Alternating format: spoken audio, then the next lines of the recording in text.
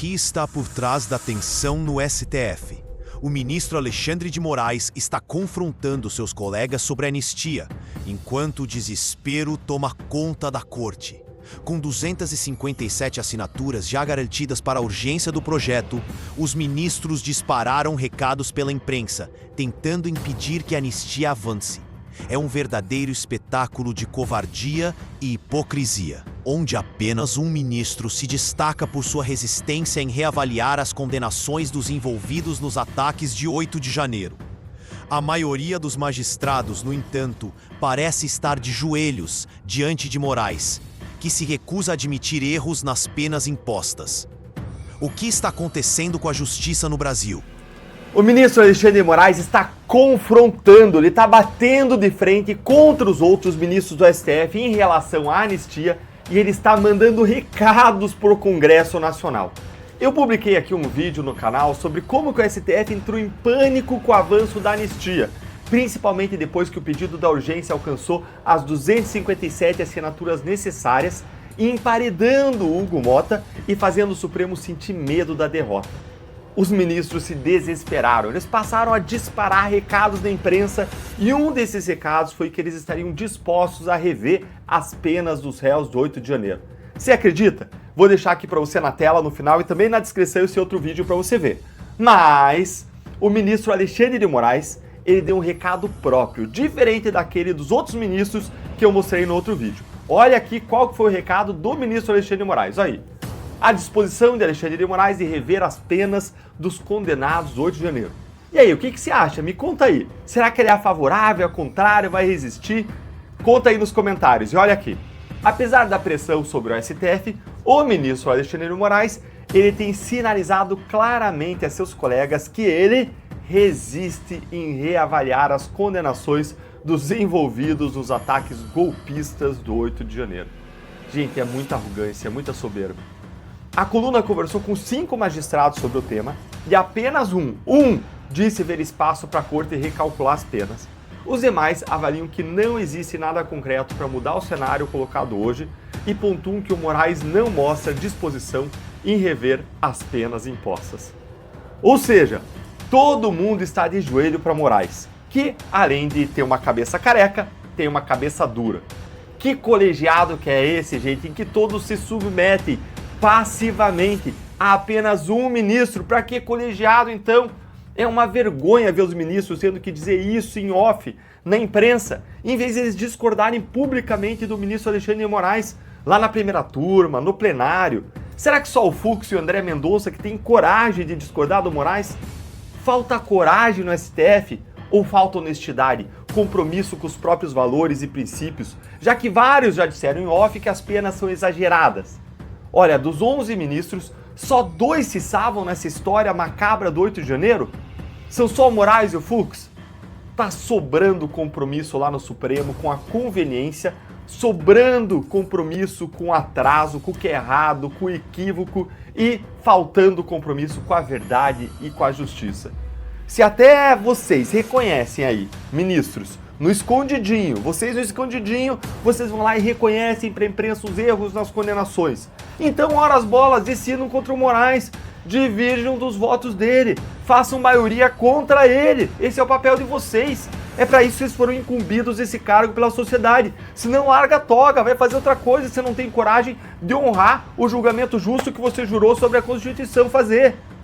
É isso que um tribunal colegiado deveria fazer, que é um absurdo ver tanta covardia. Bora seguir aqui comigo. O que é admitido pela maioria dos magistrados é uma mudança na execução das penas e não nas condenações impostas. Foi isso que ocorreu, por exemplo, no caso da cabeleireira Débora Rodrigues, que foi para a prisão domiciliar por determinação de Moraes. O ministro concluiu que ela havia cumprido quase 25% de uma provável pena. Moraes proferiu uma decisão similar para o professor aposentado Jaime Junques, de 68 anos. Condenado a 14 anos de prisão por participar do 8 de janeiro, ele saiu do presídio e foi para a prisão domiciliar após receber, recentemente, um diagnóstico de câncer da próstata. Mais 10 condenados foram tirados da cadeia por decisão de Moraes entre os dias 28 de março e 1º de abril. A maioria tinha voltado à prisão por ter descumprido medidas cautelares, como deixar as suas cidades. Isso aqui, gente, não alivia em nada, a injustiça, o cerne da injustiça, os sofrimentos dos réus do 8 de janeiro. É claro que a prisão domiciliar é bem melhor do que a prisão preventiva em presídio, não estou falando que não seja melhor, mas nada disso muda o fato de que todos os réus do 8 de janeiro são inocentes dos crimes mais graves, como tentativa de golpe de Estado, abolição violenta do Estado Democrático de Direito, que, como eu já expliquei aqui em vários vídeos no passado, se você vai olhar a doutrina criminal, a jurisprudência, são crimes impossíveis, jamais venham ser punidos. Além disso, a maioria é inocente dos crimes até de dano. Por quê? Porque não tem provas contra eles. Simplesmente é como a Débora Rodrigues, só tinha prova de que ela pichou lá com batom e estátua, não tinha prova de que ela quebrou um azulejo. Ou seja, as condenações e as penas estão todas erradas. Isso é injusto, tem uma injustiça aí lá dentro, que você não vai mudar mudando o regime de execução de pena. E a direita não vai ficar aceitando migalhas, esmolas dos ministros que agora querem rever as penas depois que a água da panela começou a ferver para eles. Você concorda aí comigo? Então curta o vídeo e presta atenção no caminho que um dos ministros apontou para, de fato, rever as penas dos presos políticos. Olha aí. O único ministro que relatou à coluna enxergar espaço para o STF rever as penas, disse que o caminho seria por meio de análises de embargos feitas individualmente. O que são os embargos? É quando você, uma espécie de recurso em que você devolve para o próprio STF para ele rejulgar o teu caso. Mais ou menos isso, tá? Grosso modo. Ou seja, a corte analisaria caso a caso os recursos apresentados pelos condenados e recalibraria as penas. A maioria dos magistrados do Supremo, porém, não acredita que essa via prosperará. Olha, isso aqui é de fato bastante improvável, como escreveu ali a colunista com base na opinião dos próprios ministros. E ainda seria uma solução muito demorada, que levaria meses, anos, até o Supremo julgar esses embargos. E os ministros poderiam muito bem sentar em cima dos processos para decidir depois e assim fazer essas pessoas cumprirem essas penas injustas do mesmo jeito. Então isso aqui não é a solução. A solução é mesmo a anistia. E o Hugo Mota? Olha, o Hugo Mota está emparedado com a direita, a esquerda, o STF, o governo Lula, cada um puxando ele para um lado. Olha aí, ó. O presidente da Câmara, Hugo Mota, tem trabalhado para encontrar uma solução negociada com o STF e o Executivo, na tentativa de amenizar as penas do 8 de janeiro e conter o projeto de lei da anistia. Integrantes do STF avaliam, porém, que um acordo só avançaria com o aval de Moraes, que hoje mostra, adivinhem, que a cabeça dele, além de careca, é muito dura, mostra resistência sobre o tema. Gente, aqui está o maior absurdo de todos. Nada tem que ser negociado com o Supremo. O Supremo não tem legitimidade para negociar nada. Moraes tem que dar aval para nada. STF julga, ponto. Não é papel do STF fazer isso aí. Anistia é algo de competência exclusiva do Congresso Nacional. Juiz não tem que fazer acordos, principalmente para encontrar soluções negociadas em processos criminais. Isso não existe, isso é ilegal. Ilegal, não legal, ilegal. Isso aí é inconstitucional, inconstitucional. Juiz julga, juiz aplica a lei, apenas isso. O fato de a gente ver esse tipo de coisa todo dia na imprensa, como se fosse normal, natural, sem qualquer crítica da imprensa, é que é surreal. Eu fico surpreso que eu precisava vir aqui fazer um vídeo pro YouTube para criticar essa palhaçada, para dizer que isso aqui é errado, que nem deveria estar acontecendo. A gente não pode ficar normalizando isso. E como isso afeta a anistia? O STF, em um desespero sem precedentes, começou a enviar mensagens ao Congresso, tentando controlar a narrativa. Um ministro chegou a fazer uma comparação absurda, sugerindo que quem pede anistia é como alguém que aceita a invasão de sua casa. Mas, e os corruptos do Petrolão?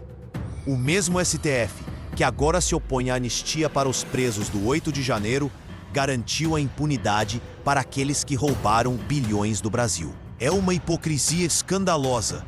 A indignação seletiva do STF é inaceitável. E a direita não vai aceitar essa injustiça. O STF entrou num verdadeiro pânico, num desespero mesmo, com a anistia cada vez mais próxima. A direita já conseguiu as 257 assinaturas para a urgência do projeto, e aí os ministros soltaram uma verdadeira e metralhadora giratória de recados da imprensa para tudo quanto é lado, para impedir a anistia. Como a gente sabe que o STF está em pânico, hein? É só ver a quantidade de recados que eles começaram a mandar para o Congresso de ontem para hoje, por meio dos seus porta-vozes na imprensa, que, como sempre, não tem vergonha ou pudor algum de fazer as vezes de garganta de aluguel para os ministros. Fica aqui comigo que eu vou te mostrar todas as evidências do desespero dos ministros do STF. Você vai dar até risada, porque algumas são totalmente cômicas. E não tem como a gente começar a não ser por ela, a emissora oficial estatal do governo brasileiro. Ou melhor, desculpa, a Globo News. Assiste aqui comigo agora esse momento inacreditável da Eliane Cantanhede lendo uma pergunta de um ministro do Supremo direto ali, ó, do seu celular, ela lendo, ao vivo. Dá uma olhadinha aí comigo, ó. Posso fazer a pergunta que um ministro do Supremo sugeriu, que eu estava tentando entender como é que o Supremo vai se comportar, né? E aí esse ministro me sugeriu uma pergunta, para eu fazer uma pergunta para os parlamentares que defendem essa anistia. E a pergunta que ele me sugeriu é o seguinte: se invadissem a sua casa, jogassem rojões, paus e barras de ferro em seus funcionários, destruíssem os seus móveis e quisessem que o vizinho tomasse o poder e passasse a comandar a sua família e sua residência, você pediria anistia? E aí ele complementa a pergunta: mas contra o país e a democracia, tudo bem? Pode? É exatamente isso, né, gente? Eu achei essa pergunta muito interessante para fazer para os deputados. Vem cá. O senhor acha, então, que, como o ministro Alexandre de Moraes já disse certa vez, foi um passeio no parque, um domingo no parque? Olha, eu tenho várias ressalvas. Primeiro que se invadir a sua casa, você é vítima, você não pode ser o julgador, né? Agora, eu que quero devolver com uma pergunta a esse ministro do Supremo que fez essa pergunta patética. Isso porque é inacreditável você ouvir um ministro do Supremo se colocando como alguém indignado para criticar a possibilidade de anistia aos réus do 8 de janeiro por meio da comparação que foi feita com a casa invadida. Se invadisse a casa de qualquer pessoa, ninguém ia pedir anistia, mas a responsabilização do crime segundo o devido processo legal. Não a vingança cruel e o lawfare destrutivo do STF contra os réus do 8 de janeiro. É por isso que eles precisam da anistia. A hipocrisia do STF salta aos olhos. O mesmo STF que agora se mostra indignado com a anistia, ele anulou a maioria das condenações e garantiu a impunidade do maior esquema de corrupção da história do planeta, o Petrolão, revelado pela Lava Jato. Criminosos de colarinho branco que desviaram bilhões foram soltos. Hoje eles desfilam impunes, desfrutando da fortuna roubada e até voltando ao poder. É sério que a anistia para as pessoas comuns do 8 de janeiro é um absurdo, né? Mas o perdão judicial para o corrupto bilionário aí pode. Ah, que dois pesos e duas medidas escancarados. Roubar bilhões do país e corromper a democracia, aí tudo bem, ministro. O STF que rasgou a Lava Jato e deixou o Brasil saqueado sem justiça não tem moral para falar em impunidade. Você gostou da minha resposta para o ministro? Da pergunta que eu devolvi para ele? Então curte o vídeo para que mais pessoas vejam essa resposta. E vamos agora aqui ver o jornal O Globo, onde os ministros mandaram mais recados ainda. Dá uma olhadinha aí, ó. O recado do STF é lideranças da Câmara sobre a anistia do 8 de janeiro. Gente, olha o tanto de recadinhos. É isso que prova o desespero, o pânico. Se não tivessem preocupados, iriam simplesmente ignorar o assunto. Bora lá, ó. Lideranças do Congresso receberam do STF a sinalização de que parte das penas dos envolvidos no 8 de janeiro passa por reavaliações dos ministros.